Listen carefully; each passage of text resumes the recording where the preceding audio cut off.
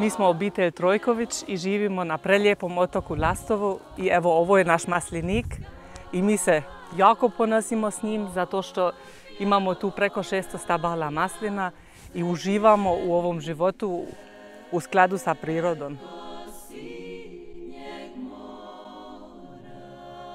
Ovaj maslinik je u biti maslinik od mojega pradjeda i bio je zapušten i jednom prilikom smo se šetali ja i muž kad smo još bili momak i cura i to nam je od onda san, znači da ovdje posadimo masline, da obnovimo one stare masline i da učinimo jedan korak dalje.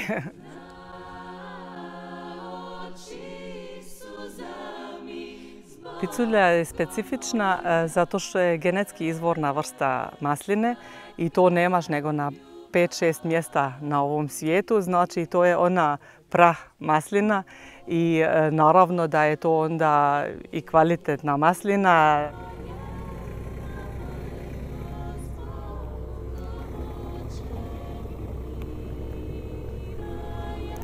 Mi radimo ulje od piculje i brandiramo ga kao maslinu s početka svijeta, što i jest.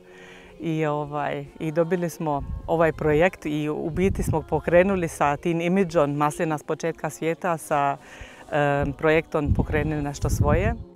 Zapravo krenuli u jedan drugi pristup tom maslinarstvu, znači nije samo ulje u pitanju, nego je i pozicioniranje tog ulja.